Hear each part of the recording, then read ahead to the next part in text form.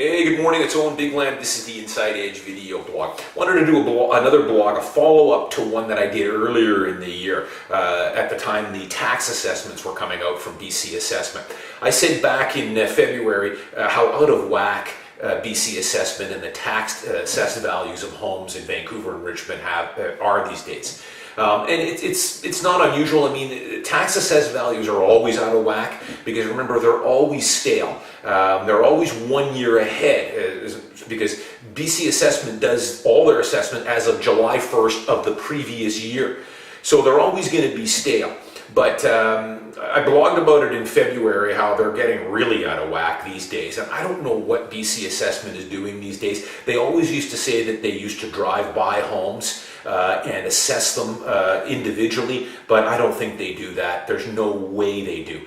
Because in Richmond, for example, and in Vancouver, we all know most detached homes, or a lot of them these days, are bought by foreign buyers. They don't take into consideration feng shui issues or on a T street.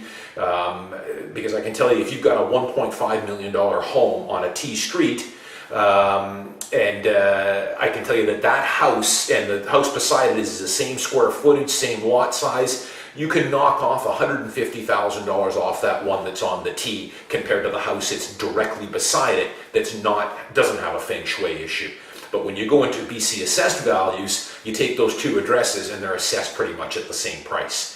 They don't take into consideration location on the street at all, irregular lot sizes, and of course they don't take into consideration what's been done to the interior of the house. You could have two same homes identical. One's had a $200,000 reno done to the inside, the other one's all original. It's not going to be reflected in BC assessed values. But, I'm seeing a number of sales this summer that are just so out of whack with assessed values. And it's funny, when BC assessed values are low, like they are now, it's amazing how many realtors I get with my listings, and I've got it listed at 1.2. It's assessed at 900 and something, and of course they always like to use that assessed value in their bargaining tool.